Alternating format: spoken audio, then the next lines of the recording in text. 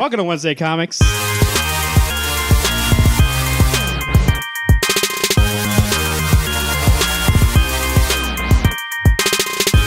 Brought to you by rootsoftheswampthing.com and SuperCon 2018 Return of the Con.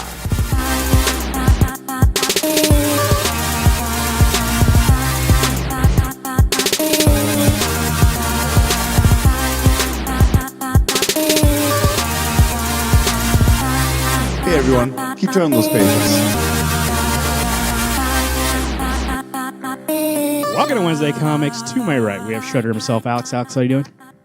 Hello, everybody. And across from me, Superman himself, Garrett. How you doing? Doing super.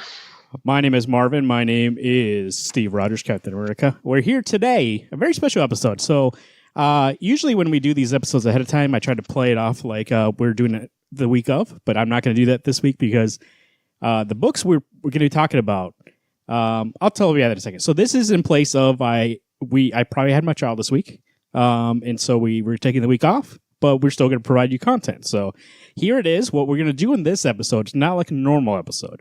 On a normal episode, we talk about the books that came out that week. We review them. On this episode, we're playing a little catch-up. So this is the Wednesday Comics review, like re-review. Catching up with Garrett. Catching up with the Garrett WC edition. And we're going to go through and talk about some books we haven't talked about in a while. Some books that came out that weren't on the show. Like maybe came out like a 1 or 2 issues that people wanted to know about, but also we want to have stuff to say about. So these books, this is as of 1/20/2019. So if any other issues have came out between now and the first week of February, we haven't read those. This is only up to 1/20. So we have a good, nice list for you. That's all this is going to be. And first, we're going to talk about a book that Garrett has been clamoring and saying it's the best thing coming out of DC. And here he is, himself. Garrett, what are you talking about? So we got some Action Comics written by Brian Michael Bendis with art by a whole mega shit ton of people.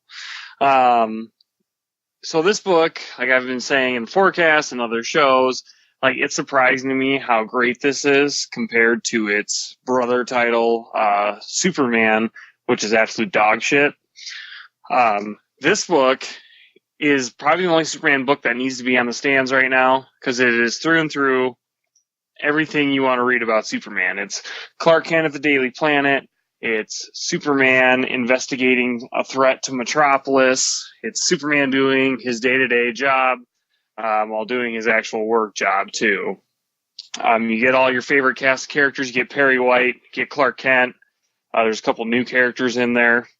You get some Jimmy Olsen. I'm surprised he gets more than a page in some of these issues. And you get some Lois, too, obviously. What's going on right now in Action Comics is there's this entity called the Red Mist who's kind of controlling the Metropolis Underground. And what this Red Mist is doing is causing a lot of random building fires all over Metropolis and framing Superman to be the culprit. So everyone's kind of being a little weird with their trust with Superman. There's a new alliteration named character. I think it's Melody Moore is the new fire chief. So she's the new girl with the alliteration name. And so she knows that it's not Superman because that's her job is to study fires and make sure, figure out who commits arson. And it's not Superman. It's this Red Mist character. And so only Melody Moore and Superman know this. And so way back in Action Comics what was that comic that we all hated when Bendis first did his preview for Superman? DC Zero? DC Nation. DC Nation Zero, yeah. So you got introduced to that character, I think it was Robinson Good, was her name. Hopefully not named after James Robinson, but whatever. So it turns out that she's, spoilers, the Red Mist. And so she works at the Daily Planet, so it's kind of like a similar thing like Clark. Works for the newspaper, but whereas Clark is obviously a superhero, Red Mist is using the Daily Planet as gathering information for easier accessibility to commit crimes. So it was revealed last week that she's the mastermind behind all the fires and whatnot, and now it's getting deeper into the Metropolis Underground. And what I would say is really cool is there's some lady that appears to be the Red Mist boss, and she just bought the Daily Planet. This lady, she kind of reminds me of Amanda Waller. I can't remember what her name is. She looks like Amanda Waller, but I don't think it's her. But you can tell that she's very rich and powerful. She even has, and the cliffhanger is, she has the green car that Superman first smashed into the cliffside from Action Comics 1, sitting in her apartment, just chilling. So that was pretty cool. Homage to Superman's origins and his first ever comic.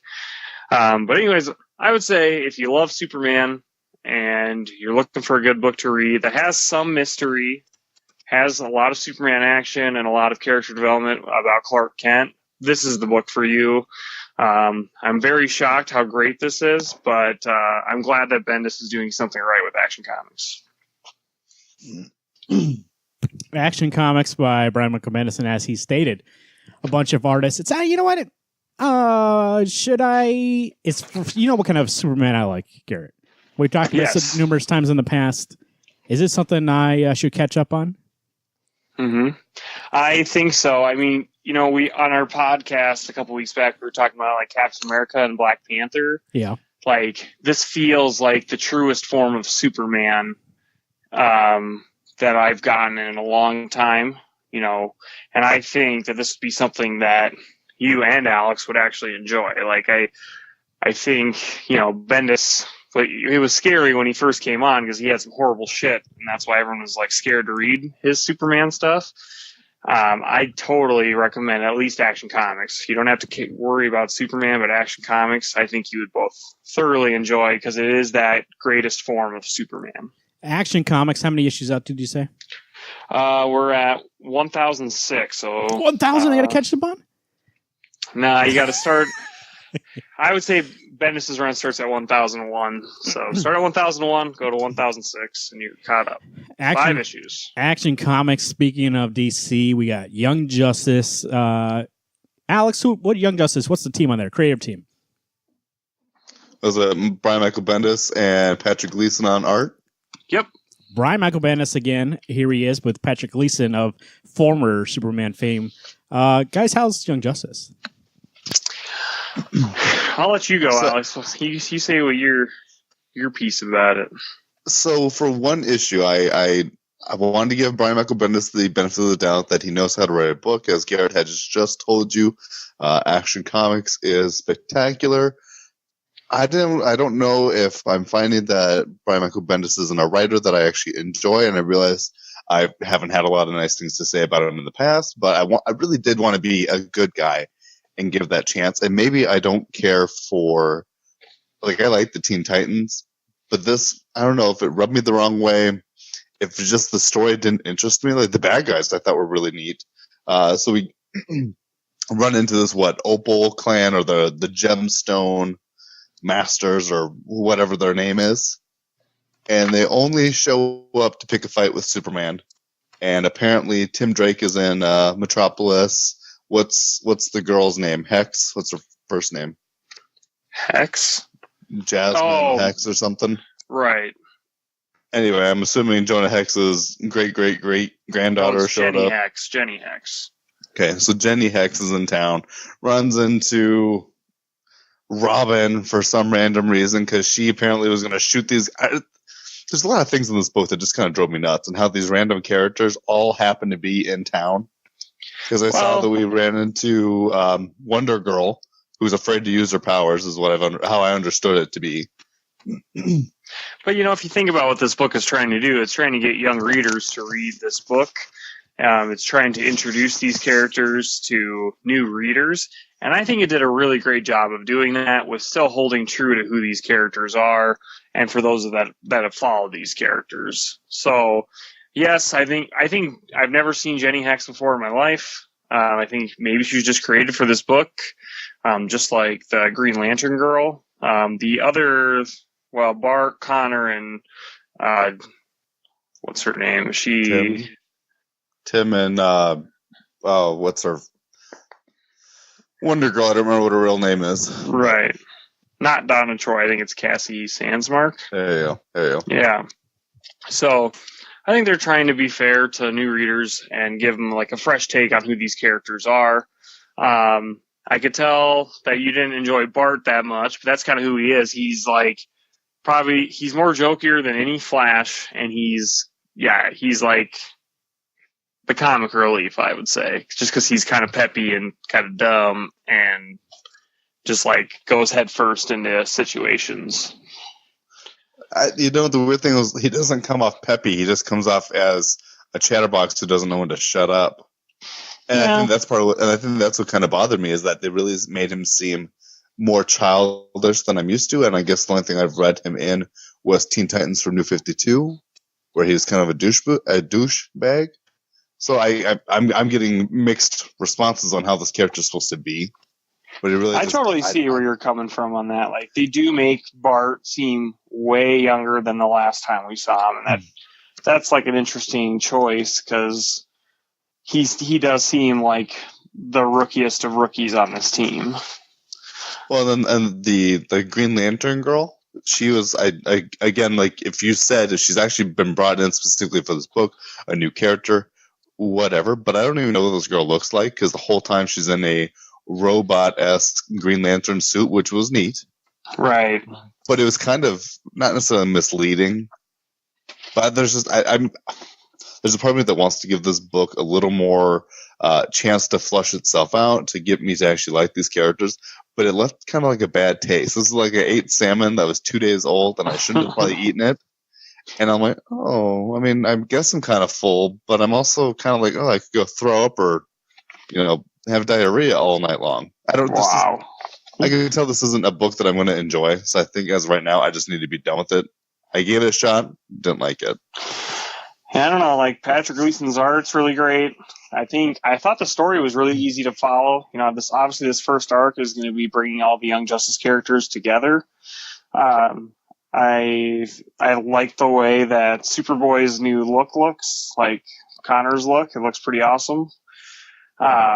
But yeah, it's definitely going to need some time to, I think, set itself apart from other books. And if it doesn't do that by issue 3 for me, I might join you in that venture. But I still think it was interesting enough to keep me reading at least the next issue and a couple more. So it does look fun. And again, I don't think the plot's ever going to get too difficult, because again, I think this is for that younger generation of readers. And it's going to be a lot more fun than most serious comic books. Okay. So Connor, this is the first time he's shown up in Rebirth, right? Yeah, since Rebirth has started, it's been a long time.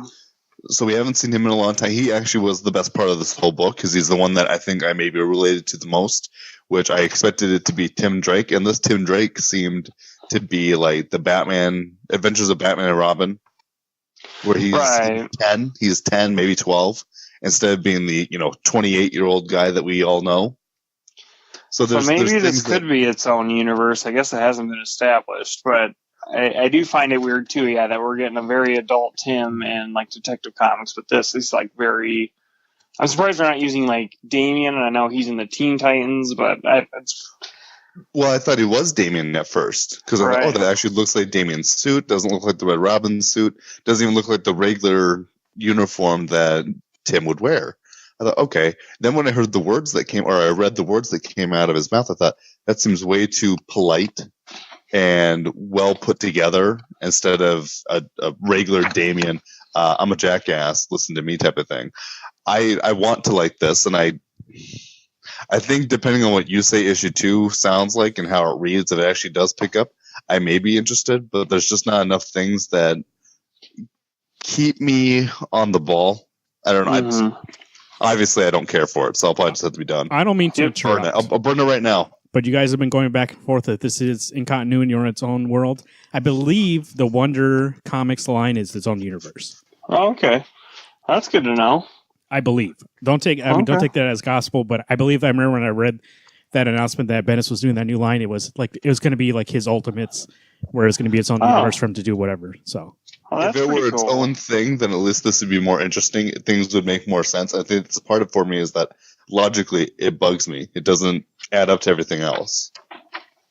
I'll double check, but I'm pretty sure when I read it, I was like, okay, this is basically what they did with Ultimates, and then Bendis was in charge of that, and he had Ultimate Spider-Man, and they gave him Young Justice to do the same thing. So, I mean, pretty sure. Okay, go back. You have anything else to say about Young Justice? Nope. So, Alex, you're on the fence, and Garrett, you enjoyed it, right? Yeah.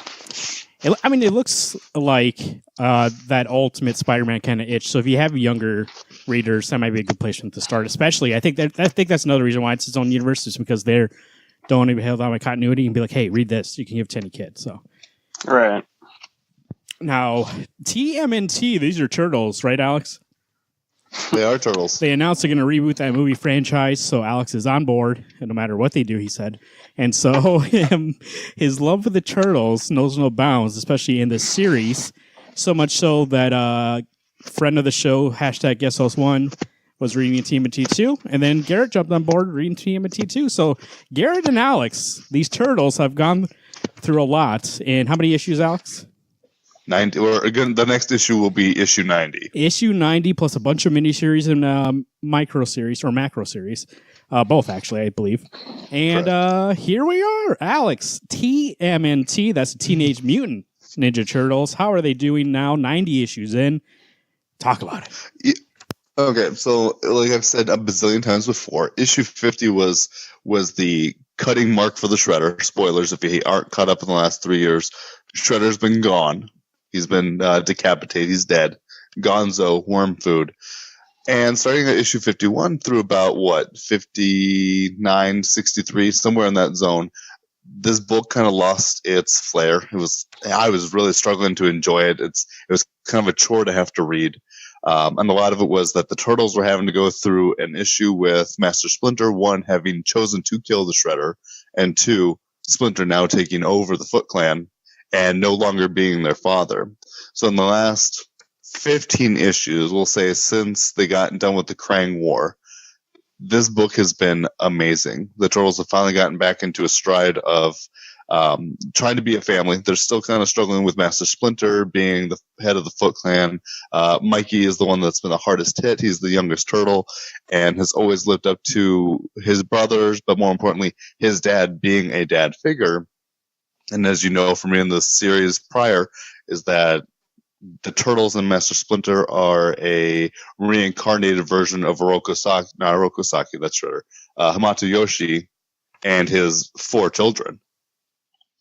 And so you're still getting that kind of that vibrant reverberation from their past.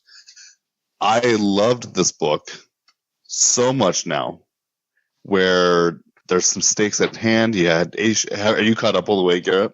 Yep, I'm caught up all the way. Okay. So this last big baddie we had is Agent Bishop, and to find out that Agent Bishop isn't what I thought he was. He's not a person. He is a little humanoid-like creature. He's supposed to be human, but he's not.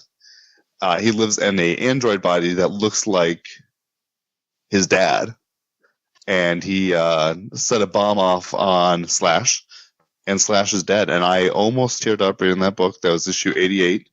The Turtles are now going through a little bit of a grieving period, and we haven't even had that. This last issue that we had for Christmas time was one of my favorites. Master Splinter gets visited by a form of 3 spirits, which are actually 3 of the pantheon-like gods that live in the Turtles world. So you get to see the past, and you get to see Splinter watch his family, having fun and living up life, and then to find out that the Shredder shows up and his wife is dead. Master Splinter's wife is dead. And the kids are put to death in front of Splinter. And this whole book, Splinter's, I wasn't a good father. It's all on me. But look at my kids living up their life and being so happy. And that's the lesson he gets to learn, is that you've done everything you could. There's no use in you bashing yourself. You need to know that you are a good person. And Well, so to find I out, love that issue, but I also don't think that justifies his behavior the last 30 issues. no, but then that's why you get to see the Christmas of Futures to come, where Splinter finds out that he still stayed as the head of the Foot Clan, and the Shredder's clan Hamato decided we're not going to put up with the crap anymore, and they actually kill Splinter in that alternate storyline. Right. And that's where Splinter finally realizes, I don't want to lose my children to this feud that we have going. And that actually did tear me up, because that was a great scene where Splinter goes, call my kids back, invite all of their friends, invite everybody that we know to come to the throne room. And then to find out that Splinter was going to throw a Christmas party for the kids that they have taken in, to have the turtles come together to show that their father isn't a monster. This book is amazing. And there's another book that we're going to talk about that I will tell you about. I'm excited to see what this series will bring us, and I'm hoping one of the best characters, actually 3 of the best characters, show back up. Yeah, I'm pretty much in line with what Alex thinks about this book. I think there was that ongoing joke for 15 issues. We were like, yeah, it's the TMNT, but there's no turtles in this book. So they're taking the back seat in their own book. And I think now it's way more focused on the characters. It's focused on the turtles, Splinter, and their what's going on between their relationship. And I think it's just in this really sweet spot where everything that we've taken the scenic route on is finally giving us results, and we're finding deeper motivations, and the story just keeps getting better each issue. TMNT, Alex, do you have anything to say about the Turtles anymore? Nope, I'm good to go. I said enough. Let me ask you a question about this Turtle series, because actually I saw up to volume 5 or 6, I want to say, is on Comixology Unlimited. Do the side stories, the macro, the micro, all those things, is it more just supplemental, or are they essential to the story? Can I just read TMNT straight up? I mean, Garrett can tell you, he's only reading the literally ongoing book. Oh, you are? The book that's 1 through 89. But the nice thing about getting all those side issues, like the TMNT universe, or getting the Shredder in Hell, or getting all those macros, villains and heroes aside, it introduces you to those characters if you didn't already know who they were. A lot of the time it gives you more of a specific background. Like there's the Alopex issue where Shredder comes to get this Arctic fox, takes it home, and this Arctic fox has been afraid of polar bears. So all she sees in Shredder is a polar bear. He is a monster that she wants to fight, but she's too afraid to do so. I think if you're not getting the minis and you want to get that much deeper into the universe, they're so worth your time, because they do tie into the main story. TMNT, speaking of side stories and minis, Shredder in Hell started the week that we were recording this, and Alex took a little trip down to Shredder in Hell, see how he's doing. Alex, what do you think about this 1 of 5 minor miniseries? I think it's 1 of 3, actually. From what I know, at least 3 issues were said to be coming out, but it very well is 5. Usually they are a 5-issue mini run. So issue 1 came out. Raphael Albuquerque did the cover. Incentive cover looks amazing. It's Santaluco art all the way through, and his story. I loved this issue. Part of it is that I love the Shredder. So you find out Shredder is a reborn again through many, many millennia. He is a horrible person. And you get to watch, I gotta think the right way to put it. Shredder gets attacked by another version of himself in this dream, gets thrown through this lake, get torn down by mermaid octopuses, just to get pulled out by a spiritual Splinter. And Splinter had told Oroku Saki, the Shredder, that when the time comes, Splinter will join him in the dream realm or in hell or wherever he ends up to help him come back, or at least find his peace. And so Shredder and Splinter are talking, having this long spiel about we're brothers, and I told you I would come back. And actually to find out that Oroku Saki actually it's not necessarily a tender side, but he's not always such a dick, which was kind of refreshing. So then you get this nice little adventure. They're fighting some of the savant that they had fought before. You get these zombies coming back to fight Shredder, going, "You killed me, you piece of garbage. I just want to kill you." And Shredder goes, "If I killed you in the real world, why wouldn't I just kill you again here?" And that's what it is. It's Shredder just beating the shit out of everybody. Splinter gets turned back into a rat. And on the side of the panel, you hear something say, "Gosh, that rat sure does look familiar." And as the screen turns, you see this panel with the 4 demonized turtles. So as of right now, it's a nightmare that Shredder's living through, other than the fact that he's working with Splinter. And you find out that Shredder and Splinter are quote unquote brothers. I don't believe they are brothers. They never were in the past. But this book is great, and I think a part of it for me is that I am so excited for the Shredder to come back into the Turtles world. One of the most dangerous characters ever created was the Shredder. I'm ready to see some ass kicking come back to the Turtles. Oroku Saki? That's what you say? Are you going to name your next pet Oroku Saki? And then just refer to Shredder? I very well might. If it's a cat, I would maybe name it Oroku Saki. Mm. And then his arch nemesis could be a rat. So you don't even know. Hopefully my cat wins more often than the rat. Shredder in Hell. There you go, Alex. Team of T Universe, little Team of T corner for Alex there. Those are some turtles. Like I said, they're having a movie comeback reboot. And Alex is excited to see. Where do they go? They go normal turtles, or they go with those monstrosities we saw in the last 2 movies? That's what I wonder. Are they gonna redo like the Shrek turtles? Or are they gonna completely scratch? It's the same company. It's the same everybody. They're just rebooting it. I would imagine if you're gonna reboot it, the main reason is to do a different direction. Otherwise, what's the point? So I know, but I don't know. They'll look different. I bet they'll look different. That makes me nervous. I bet they'll look different. I will probably see these ones, providing I see what the turtles look like. If they look like Shrek things, I don't need to see that. I've already seen it twice, and they're both garbage. Conan the Barbarian. This is Jason Aaron. Alex, who's the artist? Do you have it right there? No, I don't have it right it's there. Like Rubik I put it away. on the cover. I forgot who's doing the interiors, but maybe I can look that up here while we're talking. But Conan, I can look it up while you talk about it. At this point, it's a good thing you were just talking about garbage. At this point, 2 issues have came out. 2 issues of Jason Aaron's new Marvel getting the license back, and then jumping into Conan the Barbarian. This is the main book. Some side books will be coming out too. I believe it's Muhammad Azrar is the one doing the art. It's possible. It sounds very familiar. So we get 2 issues of this. Actually, I think you're right. Correct. The first issue of Conan the Barbarian. You know what? Here's what I'm going to say about this series. I'm not going to go through play by play what actually happens in this book, because this book I don't think is for me. I enjoyed the art very much. I enjoyed some scenes. I enjoyed the panel work. What I read, I was like, okay.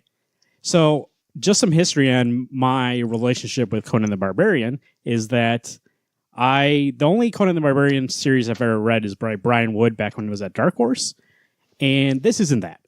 So I just say that up front. That's what I was expecting. I don't know why, because it's a totally different writer, totally different publisher. This is more taking the approach, and I believe, Alex, you could correct me if you don't feel this way, but there's a lot of text in these 2 books, and I feel like, and I saw that Jason Aaron is a fan of the novels, so I do feel this is more novel-based. There's a lot of narration. There's a lot of dialogue. I didn't think it was bad. I just don't think it's not the kind of Conan I want to read. Garrett is right. That is the artist. It's not interesting. Okay. The artwork or the book? Oh, the book. The artwork's good. Like, I wish it was a silent book. I mean, I'd get it. I would probably still get it, but the text is just so daunting to read, and what you're reading is like boring. It's just not enjoyable. See, I disagree. I actually really did enjoy issue 1. I'll admit issue 2 was a little more of a step back, but I did kind of have a good time reading. This doesn't seem like a book that Marvel really should have picked up. This does seem more like an Image book or something where there's no holding you back. Because for a Marvel book, there's a lot of blood, there's a lot of sex, there's a lot of bleeping out things. Yeah, I was going to say, if you can't tell the book as it's supposed to be told, don't put it in a comic book universe that it can't be contained. That was the thing when I was reading it. There was places where it seemed censored a little bit, and I was like, if this is Conan the Barbarian, you picked up, like you were saying, you pick up this, IP, and you want to put out Conan the Barbarian. Why are you now being like, okay, we're going to change the way that we're telling a story? And then, like, in the series I read prior, it's a very violent book. It's a very sexualized book. Like he's a barbarian. You know what we're talking about here? I mean, if you've seen those movies, you know what kind of guy this is. And so I don't know. It just felt like this was the things I didn't like about it weren't that, but also I felt like that would have probably helped my enjoyment more because that's the kind of book I was expecting. Like Alex was just saying, like when it was with Dark Horse, it was just like, okay, here's a book. We're just going to tell a story. We're not going to be like when he had in issue 1. He goes and has sex with that lady. She turns into the witch. And then when you start to have sex, like the camera goes down to the floor. And it's like, I was just like, okay, then why even, why even go here then? Because you want to show this is how he is, but you also don't want to show this is how he is. Speaking of which is actually, I think this is actually a bad scene. Once the witch captures him, she basically monologues like what she wants to do and like all this exposition. And I was just like, that was a bad scene for me. I was just like, there should be a better way to tell this than you monologuing about the history of this and whatever. So I was like, I don't know. It felt like he is trying to make this more like the prose novels, but then it has a lot more dialogue and narration. Like he's going with that storytelling technique. And that's not what I was expecting. Maybe if I went back and read this, knowing this already, I could get into that mindset, but that's not the mindset I went into it. And that's what hampered my enjoyment of those two issues. So, yeah, I was expecting like brawls and like freaking huge war, epic battles. Like, yes, him fighting, like, obviously there's gonna be some ladies in this book that he has to venture with. And it's like, I didn't get that. I got thrown into this witch story, got 3 pages of exposition. And then by the end it was like, and that's the cliffhanger. And you're like, okay, cool. Oh, see, I actually did enjoy that cliffhanger, though, in issue 1, where we think the witch is dead, and then to find out somehow that bitch is back. Yeah, but actually in issue 2, Marvin, you read issue 2, right? I read half of it. And then I was like, okay, I can't read this. So issue 2 is a story of Conan is on the other side of the river, runs into some tribesmen. Actually, he's hunting tribesmen who are hunting a panther. And he gets attacked by a giant ghost snake is what they call it. And after getting bitten and poisoned, he actually ends up passing out, not dying. Somehow everyone else dies in this book. He is so strong, so awesome. His blood is so wicked. He lives through it. Gets taken back to the tribesman shaman. The shaman cleans him up, fixes him up, goes, hey, bro, we want you on our side to help kill these snakes. And if you don't kill them, we're going to fight you. And every tribe in this world will fight you. So you may not live. $20 says Conan would have won no matter which way he goes. So he ends up teaming up with these shaman and the tribes people, and they kill these snakes. It's interesting, but it's not. I was going to say, I just fell asleep during that description, so. Because this is one of those books where the stakes that they think they're giving are not. Obviously, you're not going to kill Conan off in the second issue of a book. Obviously, he's going to overcome any obstacle that's in his way. He's going to lay with anybody he wants, man, woman, or beast. Unfortunately, this book felt like Thor. It's a book that's telling me of his past, how he got to be an old man. And I'm tired of reading the books about old men. Yeah, I don't know. I just don't know if Jason Aaron's got it anymore.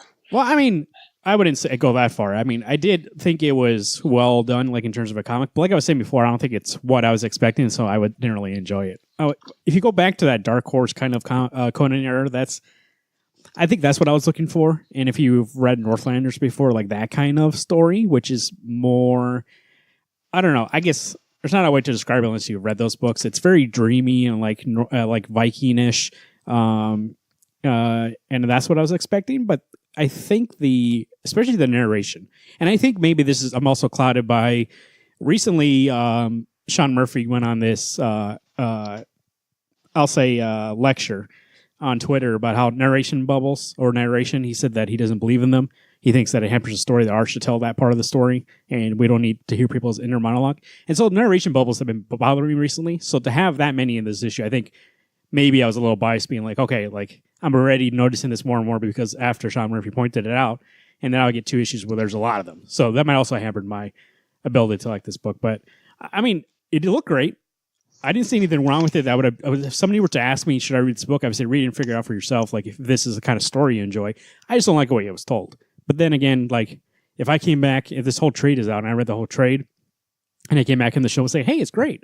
That could also happen. So I'm not saying that this thing is like dead in the water for me. I'm just saying it wasn't what I wanted. So it was just okay. Yeah, but like how the show like how we do the show, it's by issue to issue. Issue 1 and 2 aren't good enough to really bring you in. Although I did enjoy the witch part. I think I'm excited to see, and I don't know if I'm quite on the dropping it yet.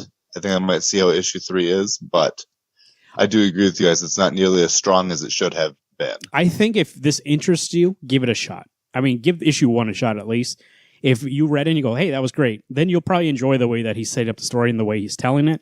If you read it and you were on more on Garrett's side, it was like, it's really too much text and I was bored by it. I'm sure that's how the rest of the run will be.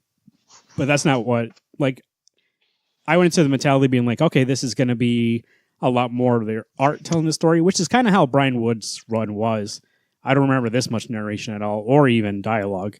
But you know, sometimes you go into a book, especially this one, which I was psyched for, and maybe sometimes you set the wrong expectations. You go in and it's not what you wanted, and then you know what, you think harder on the book than it actually is. I actually think it's competently put together, especially art wise. I just don't think I feel interested to read it anymore. Conan the Barbarian. It's not a bad property for Marvel to have. That's a good get for them. I just wish, like Alex was saying, maybe you put on their, parental advisory and you go full on with it. Like, I don't know why you're turning this into one of your books you want for all ages, but the weird thing is that Dynamite has had Conan off and on. He's teamed up with Tarzan, or he's teamed up with Red Sonja. I know DC had a tie-in between Conan and Wonder Woman. All good titles, but I think you need to stay clear of these two big universes, DC and Marvel, because you can't tell the story that needs to be told. You got to always minimize it, and that's unfortunate. This is a character that needs a big stage, needs a no holds bar on it, and go from there. Yeah, I think that's the thing, is like they're trying to make him Conan for the modern age, but that's not the kind of guy he is. I mean, the people, especially going into that book, if you're a fan of this series, you know what to expect from it. So that part bothered me a little bit, not too much, but also the way that he's telling the story wasn't my thing. So, speaking of which, actually, these two know, but I haven't told everybody yet, which it's not like you guys need to know, but I was talking to these guys. I kind of want to get rid of some of my physical comics, mostly because A, I never go back and read them, and B, they take up a lot of room. And actually, that Conan series from Dark Horse by Brian Wood actually have, I think, that run here somewhere. So if any of you guys are interested, not in the audience, I'm talking about these two, Garrett and Alex, maybe I can ship those your way. Oh, here we go. We'd have to look at them and see how they look. I mean, they're good quality. You see my collection. Here we go. Gasolina. Isn't that rolled up in a ball? Gasolina. Garrett, you're talking about a little Gasolina. This is a book that you started picking up, and I don't know if you told us or not, or you've been getting this incognito, and then one day you throw out that it's a great book. So how's it going so far? I think Alex knew that I picked up a lot of the back issues for it to catch up. True. So basically, I had never seen the movie Sicario, okay? This is what got me started on this book. I saw that, and then literally in the back of one of the image books we were reading at the time, I saw the ad for this, and it said Sicario meets, what did it say, like Cloverfield. And I was like, what? Okay. So I read the description. I'm like, okay. I read the preview, and the art style is great. And I noticed Sean Makowicz's name as the writer, and I know that he's a huge editor of a lot of image books. So I was like, well, okay, so I'll try out issue 1. Trying out issue 1, and I loved it. I thought it was so good. The art is by Nico Walter and Matt Lopez. But it starts out about this couple. One is an arms dealer. The other one is an assassin. Around the, I wouldn't say they're in the cartel, but they're like associated with people that are. And so they are basically mercenaries for hire to gain arms or have people killed. Well, they stumble into this huge conspiracy with this rival faction that is impregnating humans with monsters. So basically, it's kind of like Alien, where the human will get infected by either having an egg shoved down their throat or by other means, by like toxins from a certain kind of animal or whatever. And like a monster is birthed inside them. It doesn't happen to everybody, but the people it does happen to, the monster basically eats those humans from the inside out. So it's kind of like your same adrenaline as, like cartels, like operating at the same time that monsters are infesting inside humans in that same area. So it makes you feel very claustrophobic and scared and gives you a lot of anxiety because you have to worry about like actual threats, but then you're worrying about monster threats at the same time. Like for instance, one of the main characters is a kid named Chico, and he's got, it almost looks like, how do I call it? I don't know. It's some kind of spider, basically.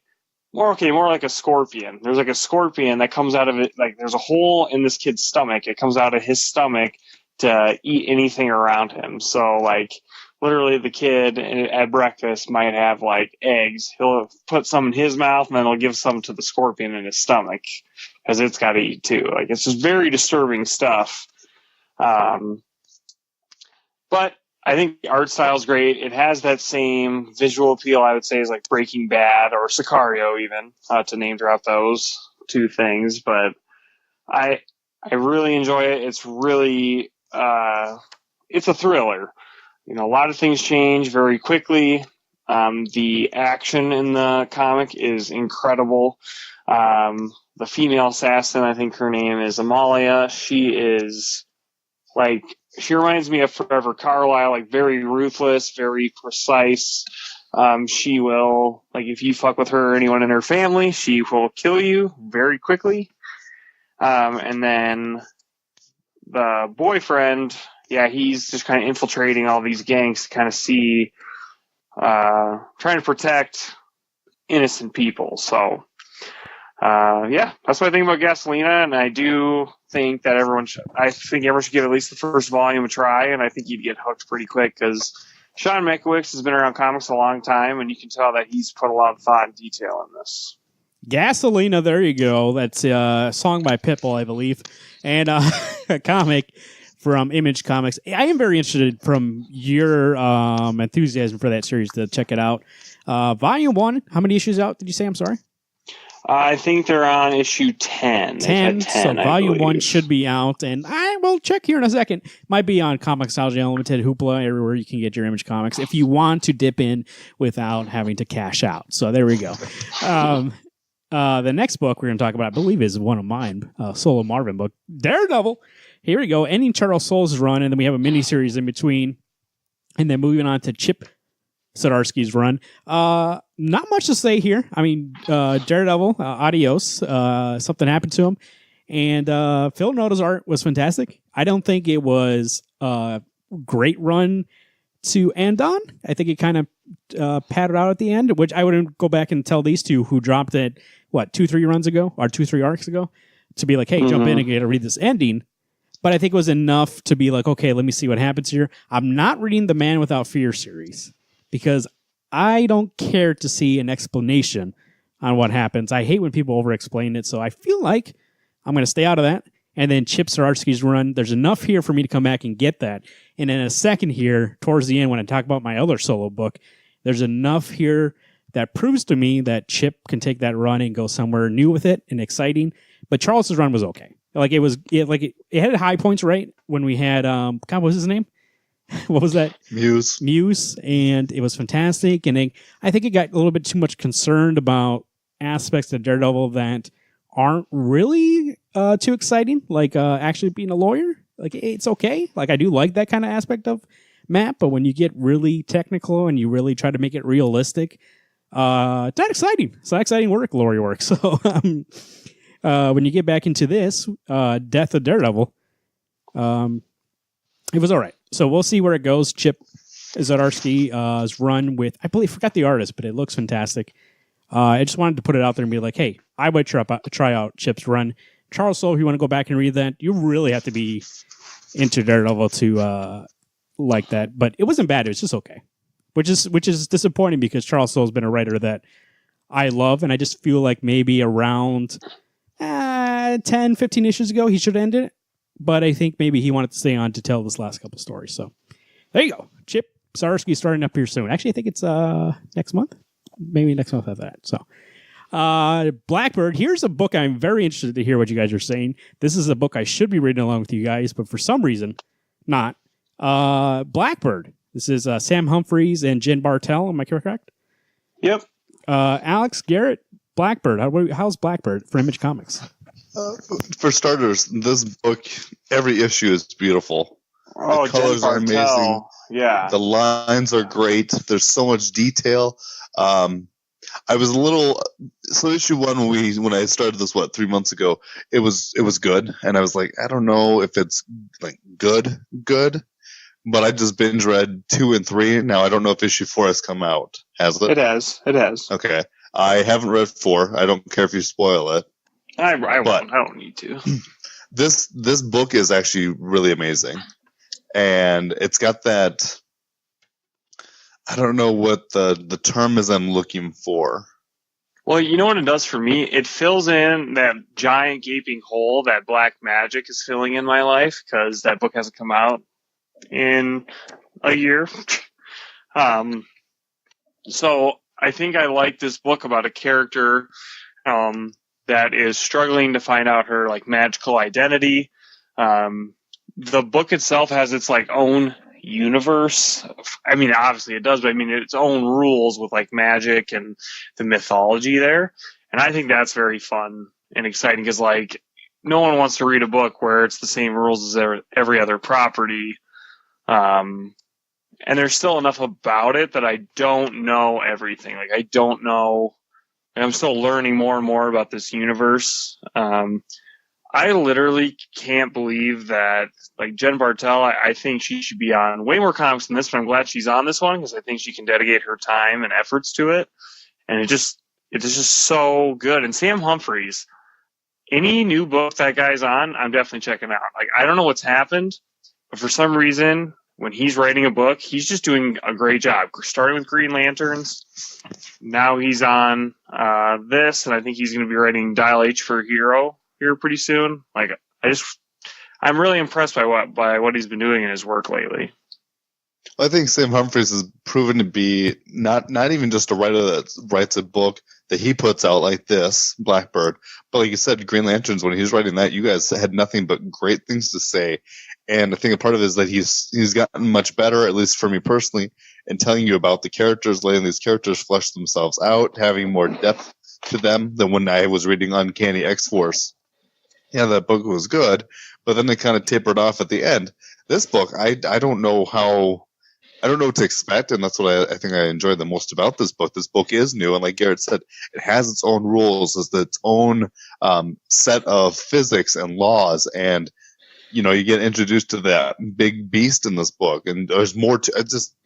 This book is great, and I wish that Bartel would be on more stories, more books, because that Black Panther issue looked beautiful, was beautiful. This is one of those breakout artists that I need to be seeing more of. Her issue of Black Panther was pretty great. She did. Yeah. It's just a great creative team. I would say the creatures and animals in that book look fantastic. And are pretty like terrifying. I mean, they are like magical entities, but and more diving into the story. Like this is a story about a girl who basically has a very small support system. Her support system gets taken from her, and she's trying to find out who she is, along with trying to find her family. So it does have a lot of good personal moments in that book, and a lot of cool story developments that are being revealed by each issue. Because we're only 4 issues in, and I can see this comic coming out for quite a long time. Blackbird from Image Comics. You guys have anything else to say? Blackbird. Sam Humphries, Jim Bartel. Let me just say, to reiterate and comment on what you guys said about Sam Humphries, his Weird World right before he left Marvel work, the series after Jason Aaron's, was actually pretty great. I read it, and that was the first thing being like, whoa, this is Sam Humphries. And then he went on to Green Lanterns, which is why I believed he could probably do something with that was interesting. So much so that when he jumped off that book, and I got one more issue of the Next Writers run, which I forgot who jumped on that book. Wasn't it Seeley? Yeah, Tim Seeley. I just didn't feel like it was the same characters anymore. So I realized at that point it was Sam Humphries' version of those characters that I enjoyed. So I stopped getting that book. I've also heard Sam Humphries' Citizen Jack book is really great. That he's putting out. I believe that's what it's called. So he is a writer, and I didn't know he was doing Dial H for Hero because I seen the ads for that in the books this week, and I was like, oh, maybe I should check that out. But I must have missed Sam Humphries' name of that. I actually do think I'll check that out, mainly because of Sam Humphries, which is a big change from what we used to think of him. So, like you said, Garrett, I believe maybe he's a young guy. I believe maybe he's finally found his voice in how he wants to do these comics. And so it's really enjoyable to see that progression in his writing. And so anything he does, I would like this. Why I'm disappointed in this book was because I saw Sam was on it and you guys were saying it's great. But then also the cherry on top that Jim Bartel is also a great artist. So I am interested to check this out. 2 issues in, right? 3. 4. I'll catch up maybe with that first trade. So that is Blackbird. Now moving on to something else is starting with the B called Black Widow. Actually, Black too. Black Widow, a new series starting this week. Alex, do you have the credits there? I got it on my phone. Who wrote and drew this book? Wasn't it the Celestica? It's sisters. A sister team wrote this book and drew it, I believe. Look that up for me, Alex. I got to tell you something about Black Widow. Issue 1 came out this week, and so Black Widow has been a character that has some great runs in the past, right? Mark Waid and Chris Samney. There was Phil Noto and who was the writer on that? Phil Noto and Nathan Edmondson run. That was fantastic. Black Widow was a great character, so much so that I do believe she should have her own Marvel movie. Then we get this series. So this is going to be a 5-issue mini. Alex? Here, hang on. So you got Jen Saska and Sylvia Saska and art by Flaviano. Art by Fabiano. So we get this 1 issue of the 5-issue mini. The story basically is that Captain America is going to a party because there's a fake Captain America there, not the Hydra one, but somebody else pretending to be him, a robot, I believe. I'm not sure. Clone, something like that. And him and Black Widow team up to take out that Steve Rogers. Meanwhile, commenting on how people don't trust Steve anymore. I'm going to say, Alex, what did you think about Black Widow? Let me throw what's your opinion on this book first? I really wanted to enjoy this book, and I felt like I wasted money because when you finally get to the last part of why this book is coming out, it's just to give her the rights to kill people. Yeah, okay. So I'm with you 100%. No, bummer. I haven't read it yet, but I only got it because you guys did it. Now here's the thing. The art confuses me. It's like an Ed McGuinness style, but it's colored very muted. So I think it looks a little weird, which is not my big excuse for this, but like Steve Rogers is drawn like Ed McGuinness would. He's like very buff and like, I don't know. But that was the first thing that I noticed that threw me off. But I don't feel like these are the characters. It does not feel like Black Widow. It does not feel like Steve Rogers. Even the real Steve Rogers. There's a fake Steve Rogers, which is he's a dick in the book. But the real Steve Rogers is not far off from that in this book. And I was like, who is this guy? There's no way he talks like this to people. And then Black Widow swears a lot. It felt like it was trying to be really edgy. And I agree with what Alex said, where they're like, at the end, they're like, this is a Black Widow that's going to kill. Like, it's not a nice Black Widow. She's full on, like, not going to be a hero anymore. She's going to be a real Black Widow and start killing people. I was like, is that really what she would be doing at this time? You know what I mean? Like, I understand she died and came back, but that doesn't mean that her mentality has reset. And it seems like she's more trying to figure out her place in the world, but I don't think she goes back to killing people because she hates that part of herself. So she worked all that time to get out of the red. And I mean, like, I understand. So, Garrett, do you mind if I spoil just a little bit of it? Oh, no, go ahead. Go spoil it all. I don't care. Okay.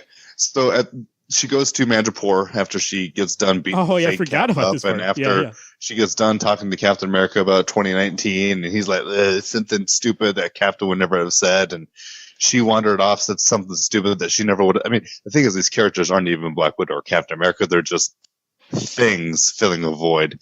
He's very he's very pompous, Steve Rogers, in this book. He's very pompous and selfish, and I was like, that is not two things I would describe Steve Rogers as.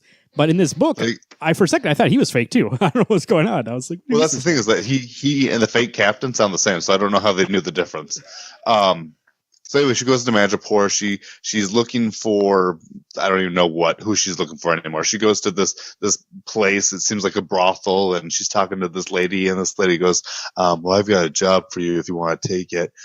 These people have gone missing, and it's like, God, what was the name of the bad guy group? It's like No Restrictions or something. No Holds Barred, or play for free, or something horrible sounding, where they're kidnapping kids and doing with whatever they want to. Basically, what they're doing is kidnapping kids, and then the highest bidder, they put them on the web, and they say the highest bidder gets to choose how these kids' fate ends. Like, do whatever you want to them. So basically, like a Saw, but like you pay money and then you observe what happens to them. So I thought was weird. So then she's like, okay, well, I guess I've got a reason to go kill some people. It's like, but that doesn't sound quite right. Yeah, that's what I thought too. Is like she's trying to go out there and find a reason to kill people and like be justified in the killing, but I think that still makes it malicious. Like you can't get away with murder looking to kill somebody. Like that is still illegal. Like you can't be like, let me go in an alley where I know I'll try to get robbed and bring a gun so I can shoot somebody. That's still like you playing out that murder. It's still premeditated. So I don't understand what, like, she's of two worlds in this. In the first part, she's like, I really want to kill somebody. And then the second part, she's like, let me find a reason to kill somebody, while appearing to be a hero. But she seems like, there's a scene where they showed a video. She was looking at the website, and she's like really shocked. And I was like, okay, that is not the Black Widow that's been in this whole issue. Like, why would she be shocked by this? The whole issue, she seemed like she's very hardened and like wants to kill people. And then she's shocked that people are doing this. Shouldn't she know this? Like, she is this kind of person who's delved into this dark world before. Well, and she knows, she's always got her head in the intel, and that just, these weren't the right characters. It felt off. It felt off so much that it felt like a different Marvel universe. It felt so weird. It felt like an issue that like is doing its own thing. It rewrote characters in a way that, which actually made me sad, because I got to the last letters page when the two sisters were talking about how big Marvel fans they are, and they really wanted to write Black Widow for a while because they do love her and they've read like every single Black Widow comic. And I was like, but I understand you're fans, but this does not feel like any Black Widow I've ever known, or even Steve Rogers for that fact. But I'm just going to state who I think should be a writer for a Black Widow book would be Ta-Nehisi Coates. I think he would know how to handle this character. It would have that same feel that we get from Captain and Black Panther. It actually gives that real world feel that I would enjoy. This book was too far out of the park. Wasn't even in the park. It was over in the stadium. I don't need issue 2. But can I also say, if this book was just going to be violent for violence sake and have a character that wants to kill, I could have turned off the part of my brain that was like, this is not Black Widow. Okay, this is just a cool action book. But even the action scenes are kind of like nothing.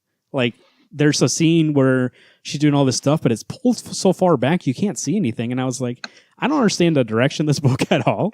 And this is even a book that's not for me. Like, I'm not even going to say, hey, maybe it's not for me. Somebody will enjoy this. I don't know who would enjoy this. And not even saying that it's like unreadable. I'm just saying in terms of like characters, like who's going to read this as a fan of these two and be like, oh yeah, that's the kind of Cap and Black Widow I want to see. I just don't understand. It just came out of left field, and it feels like it's a whole different universe. And the art feels like two weird choices too, like to have like a kind of blocky cartoon style, but then make it muted, like almost like a Phil Noto kind of coloring style. it just seems like it seems like all these people weren't on the same page on what they wanted to do with this book. I think, unfortunately, I wanted the Flaviano art to be on the inside because at least I could support that. That would have been exciting. Yeah, I just definitely not on for issue 2. I'm done with this book. I was going to say, this was when I read and I was like, man, I really wanted a Black Widow book, and it should have been easy. Like, even this storyline could have been a Black Widow storyline, but to have the characters act so strangely and act like not like themselves makes it so that the motivations they have in this issue are not of these characters, and so I just can't buy it. I mean, I can't buy into like they would actually do this. So yeah, I'm not in either. I'm out. So there you go, Black Widow. Garrett, maybe now that we put it so low, when you read it, you'll be like, hey, it wasn't that bad. It was pretty good. Yeah, maybe I'll read 3 words a page and just look at the pretty pictures. Black Widow swears a lot too, for some reason. That aren't that pretty. Yeah, right. It's all right. I mean, it's not bad. It's just misplaced. That art, the writing. I don't know what's wrong with that. But speaking of new number ones, I have one that I read here. It's Invaders number 1 by Chip Zdarsky and Butch Geist, and then Marcos, I believe something. Carlos Magno on the art. So what we have here is, and if you didn't read those miniseries leading up, you're fine, because actually they explain a lot of it in this book. But we have 2 different stories going on. Did anybody else read this right? I just by myself, right? Yes, just Yeah. In this issue, we have 2 different storylines. One taking place during World War II, and then one taking place in modern day. World War II is all the invaders together, especially Namor, telling the story of how his sidekick died and how he started to lose himself a little bit during that storyline. And then now, Namor being the bad guy and all the invaders deciding to get back together to go face Namor and not ask for Avengers' help. There's a part where Tony's like, hey, this is stupid. Like, why are you going after him yourself? You really should bring all of us. And he's like, no, we just need to go. We really need to go and talk to him because he needs to know that somebody who he knows really cares about him, that's been with him since the beginning, is seeing this is not him, and he doesn't need to do this. I love this issue. It was fantastic. Chip Zdarsky doing the writing. It's basically an issue kind of delving into like his partner dies and he feels remorse, and he kind of switches to being like, I don't care about humans. Like, I don't care about my Atlanteans, because his partner is a human. And Cap, even back then, was like, you need to get over this. I know you're just doing this because you want to seem like you can't show remorse for your friend dying, but I know you liked him. I know he was your friend. I know you say you don't care about humans, but I know that you guys were really good friends, and that's you're mourning now, and you're mourning in anger. And they have a funeral scene, and Namor shows up, and I thought it was fantastic. The art during that section, the World War II section, is fantastic too. I believe that's Butch Geist. And then the future one is Carlos. And then in the future, Namor is basically getting a plan together to attack the surface world while his friends are getting together. Cap goes around and gets Human Torch, and Human Torch is kind of writing a history on the invaders, and they go talk to Bucky, and Bucky was like, he's like, it's about Namor, we need to help him. And Bucky's like, I'm in. To go find Namor and to not try to stop him in terms of beat him up. They're trying to stop him and like talk to him and be like, what are you doing? Like, this isn't you. Like, why are you going to kill everybody now? Like, what made you come here? So it's really a different type of book that I thought. It really kind of touches on, you know, even though these guys are superhuman, you know, he lost somebody who was just a human, and how war can affect you in those ways, and how now, years later, one of their own kind of loses himself, and they're going to go and try to help him get back to where he was. So I really liked it. Is it a mini or ongoing? Or I'm not sure. It seems like it would be a mini, but I believe I don't think it's announced as a mini. I thought it was fantastic. I'm going to be on board for the whole thing. At the end, there's a cliffhanger that is, I think, really great. So I won't give that away. I'll say, actually, you should probably, I would recommend this highly if anybody wants to check it out. So that's Chip Zdarsky's Invaders. Really great this week. The last book, I believe, correct me if I'm wrong, guys, Doomsday Clock, we're talking about, right? Yep. You are Doomsday Clock, 8 issues in as the time of this recording, 4 left to go. Who knows when those will come out? By the time this is out, guess what? That 9's probably not out. Somebody should look that up. Doomsday Clock number 9. When's it scheduled to come out? I'm very curious when that's scheduled to come out. I saw it got pushed back a month. Well, so. probably. Jeff Johns and Gary Frank doing this. 8 issues in. This is the sequel-ish to Watchmen, I guess. But it's Jeff Johns basically telling how Rebirth happened or what that whole story is. This is part of his Rebirth story. So if you've read that, DC Rebirth, The Button, and there was one more. What was the other one? Wasn't there another story? Button, DC Rebirth. It was in Superman, maybe. I don't know. It was some story. It was a Superman story. I forgot what it was. Anyways, here we go. 213 is what it says for number 9. 213. Yep, February 13th. Okay, so when you're listening to this, actually, the next week it'll be coming out. So look forward to that. 8 issues into Doomsday Clock. Since we all read this, we'll go round table style. To my right, Alex Pastrana. What do we think Doomsday Clock so far? So far as a whole, it's been good. But this specific issue of number 8 was by far my favorite issue I've read from this whole series. I was floored by what I was reading, and just to see the. I don't remember how we got here. I don't remember what happened in issue 7. And so who knows? I think at least 3 months behind, 2 months behind, whatever. But Firestorm is across the seas over in Russia. He apparently flash burned some peeps, so they turned to glass. And Superman. This book was so good. Like if we were doing this as a regular show, this would have been my pick of the week. This was a 10, 10, 10. Well, it's very possible. This is a 30. Since the week after this issue or this episode drops, we will be getting back to every show. We should probably put on that list. Garrett, what do you think of Doomsday Clock as a whole, and then the last issue specifically? I can't remember if you've read it, Marvin, but me and Alex definitely got some issues of before Watchmen. I read 2 of the series. Yeah, you got 2 of the series. Silk Spectre and Minutemen. Right. And as a whole, huge letdown. So, was apprehensive about a sequel to Watchmen, but when I heard it was Jeff Johns and Gary Frank, I was like, holy shit, that's probably going to be really great, because if there's one person I trust to do a sequel to Watchmen, it is Jeff Johns. And so, I've loved this series. I think it's everything I've hoped it to be. The art style is just like Gary Frank's art. Yes, he does kind of do that celebrity mocking art style, but it fits this book for some reason. I mean, what I picture for these characters being is how Gary Frank is drawing them, and that's really fun. We're introduced to some new characters like Marionette and whoever the mime, Mr. Mime or whatever his name is. I just think it's a fun concept having Watchmen finally integrate into the DC universe. Obviously, I'm liking the last couple of issues a lot more because Superman is more of a focal point, and it seems like Dr. Manhattan has a huge reason for why potentially Clark's parents, Jonathan and Martha Kent, were killed. Because they touch on that, I think, way back in issue 1, I believe it's one they flash back to his prom, and so. I think that was done in one of Jeff Johns' runs, having the decision to have Ma and Pa Kent killed off. Yeah. It was when him and Gary Frank were doing the book. Right. So I think that's fun tie back. And yeah, last issue was incredible. You've been waiting to see, Dr. Manhattan. Can't confirm or deny that he's in that issue. Which probably is. The last issue? Yeah.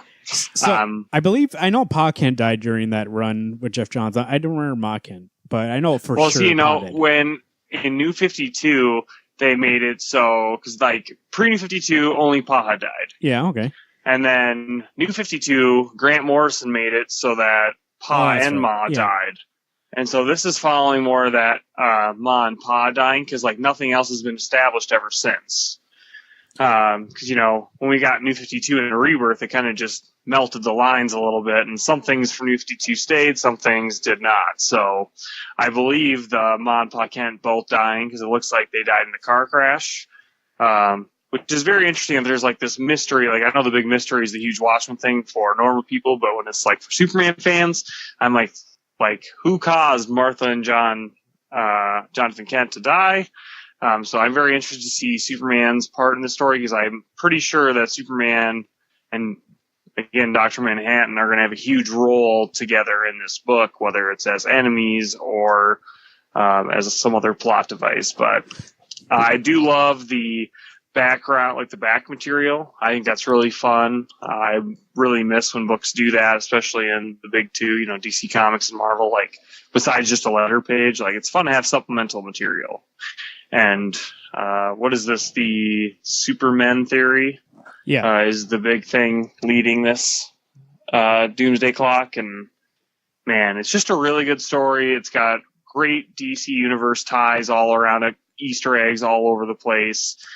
Just a lot of badass action scenes and then just a lot of good character development. So, God, it sucks how slow this book comes out, but I think this one's worth waiting for because if you get Gary Frank art and nobody else doing art and you get Jeff Johns writing the story, it might take a little longer to come out. Just wait for the trade. But getting it monthly, I'm more than willing to wait for the next issue. One question for you, Garrett, and then I can tell you what I think of this. How do you know that name? What name? Martha? Okay. That was a joke. Oh, wow. I should have said before. I really enjoyed this book. I actually thought I was caught up, but then I started like looking at the newest issue, and I was like, wait a second. So I went back an issue, and I was like, okay, that doesn't look familiar either. So I went back another issue, and I was like, okay, this seems more familiar, but still, let me just double check. Went back one more issue, and it's like, okay, I definitely read this one. So I was 3 issues behind. I was on 6. So I read 6, 7, 8 all back to back. And I think Alex said that he doesn't really remember what happened in the last issues. This book is very enjoyable back to back. I'll tell you that much right now. So if you're going to read this in trade, I think that's the route I would go. Issue by issue is fantastic because it's very, like Garrett was saying, it's very interesting to see where it's going. And I have no clue. But reading trade definitely enhances that experience. So if you are this far into it and you're not picking it up yet, I would wait for that trade. But if you are along for the ride, like the three of us, so far, and this goes back to reiterate something that Garrett said, I do want Gary Frank and Jeff Johns to take their time with this because it's worth it. Like this issue was fantastic, issue 8, but the issue with Marionette and Mime's origin story basically was so good that I just missed Jeff Johns. I was like, okay, this is like I'm getting flashbacks to good Jeff Johns. This is Jeff Johns. Like, yes, thank you for coming back to comics. I'm excited he's doing the Shazam book, and we get more Jeff Johns. And then we got back to these last 2 issues. Like Garrett was saying, Superman's more involved, and this is a Superman I love. I love Jeff Johns as Superman, and Gary Frank on top is just makes it more enjoyable. But the way that he draws him to be like not super buff, like he definitely has some muscles there, but he's not like super buff. Like if you look towards his torso, it kind of hangs a little loose there. His suit is not like super tight. And this is a guy in this issue, I was like, this is Superman. Like this is the Superman I enjoy reading. This is the Superman that I would read the Superman book by Jeff Johns and Gary Frank. Like they should be doing that book right now. I wish they would come back for sure. It just reminded me of their run, and I was just like, God, Jeff Johns was on Superman for so long. And is kind of what I love about him and Grant Morrison. To me, that's their vision of Superman is the kind of Superman I love. So we have that in this book, but also the intriguing story about like what is going on. Like I think cliffhanger for the last issue is Firestorm blowing up and blowing up blue. So we assume it's Dr. Manhattan, and because Batman's going, it's not Firestorm, and we see Ozymandias going perfect, like it's all starting now. And I'm like, what the fuck is going on? Because the whole story, we've been assuming that Ozymandias was trying to do something good, like he regrets the past, and he lied to Rorschach. We learned that, and then Rorschach tries to kill him, and then he goes off with Dr. Manhattan to talk about like what's happening. Dr. Manhattan won't help him. So it looks like maybe he's taking fate into his own hands again. I'm not sure, but I am definitely there to see the rest of this. It's very well done. For a Watchmen sequel, I feel like it's not the same kind of style that book is being told in, but to put the name on it it definitely is of great. It's great storytelling, as Watchmen was, I believe. I would say it's worth it. So, like, if you were hesitant about this, being like, I don't want to read another Watchmen thing, this is worth it. Doomsday Clock. I mean, Jeff Johns said from the beginning, like, he knew what it meant to be like, hey, we're going to do a Watchmen sort of sequel. Him and Gary Frank knew that people were going to be judging us, being like, how can you make a sequel to one of the, milestones of comics? And I don't think it's like game changing, but it's definitely the best that this type of book can be. It's basically an event comic, which is really taking the concept of being an event and changing stuff forever, and kind of putting it out there, being like, okay, I guess they could, like, Dr. Manhattan could do something that can change this whole universe, because that's what happened. Like, for Rebirth, that we're assuming from the story from the beginning that Dr. Manhattan was the one who did it all. So this is finally the marketing catches up with the storytelling. Like, this actually will have effects on the DC universe. And so for that kind of event to be this good in terms of art and writing, I think it makes it must read for anybody who's a DC fan or even comic fan. So I loved it. And I actually want to go back and I'll probably reread the whole thing before 9 comes out, because it's really enjoyable reading back to back in those 3 issues. I was just like, I got to go back and read this whole thing again. I feel the same way. Like, I think to really get it, like, before, I mean, you're obviously going to have some extra time before issue 9 comes out. Go back, reread it all, because I think it'll make that 9th issue that much greater. But even if you don't, I think Gary Frank and Jeff Johns do a good enough job to kind of catch you up to speed for the most part. But typically I can remember as soon as I start reading, like, what happened last issue. Also, I do enjoy, this is a little side note. I had no idea what I read last issue. Really? Yeah. This is a little side note, but Black Adam being in this book just makes me excited, because I don't see much Black Adam anymore, and so him being the savior of the metahumans and having the utopia for them, or like retreat that they can go to, I think that's a great part of the story. So, well, I think what's really refreshing for this book, though, is the fact that the other DC characters that most everyone would know, Superman, Batman, Black Adam, is a surprise for me to see. And to not just be, he's not a bad guy. He is just a guy doing what he thinks is right. And I like that. It's fun to see these characters be brought into that Watchmen world, and to know that they coincide together. That this is one of those books that if I wasn't on it already, I would feel like I'm missing out. This is a big book, and for it being an event that hasn't bled into anything else until it's done, I really appreciate. I think actually that Alex really encapsulates what is great about this being like an event book. Usually in an event book, not usually, but the way it's been going recently is that they make it like a world-changing event, but we only get the main players. Like, we don't get like the characters who you never see B-level characters. So to have this book have characters in it that you're like, oh, I haven't seen this guy in a while, makes sense, because if it's affecting the whole world, they're all going to speak up. So even that scene with all the villains, like when Joker comes and he's looking for Mr. Freeze and they're not sure what happened to him, and he shows up, and we have Scarecrow, we have Riddler, we have Penguin, we have Monsoon. Really? Was it Monsoon? I believe it was. No, not Monsoon. Somebody was there. I can't think of his name. Yeah. Typhoon was there. And that whole scene, I was just like, okay, this is like, obviously, if they're all getting together, it'd be like, what the hell is happening going on here? And they have Batman there. They're going to bring everybody there. Like, that's what makes it feel big, is that we're seeing characters come out of the woodworks from everywhere, and not just like the usual like 5 people who are major players and that's it. So I love this. It is, like Garrett was saying, like, by the time you're listening to this, it's very easy to go back if you want to and find those issues, especially digitally if you want to find them and catch up. But if you want to wait for the trade, it's also going to be great in trade. So, Doomsday Clock, Gary Frank, Jeff Johns, very great, in quotations, I put event book coming out right now. Those are some comics. We haven't talked about it in a while. There's some recommendations. We got a nice chunk of show for a year. Let us know what you're reading. that is good. Very lesser known books that maybe nobody's talking about. WednesdayComics605@gmail.com.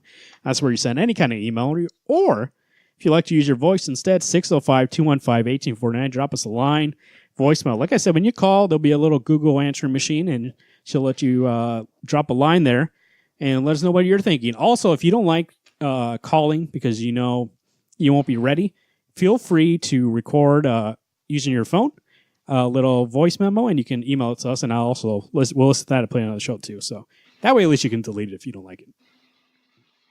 On Twitter at Wednesday Comics, at Alex Mastrallo, at Garot2188, at Marvin_Sagoro, Facebook.com/Wednesday Comics Podcast. Make sure you subscribe to the show on Google Podcasts, Apple Podcasts, Stitcher Radio, and Spotify. Also, that Facebook page, make sure you share it with your friends and give it a thumbs up.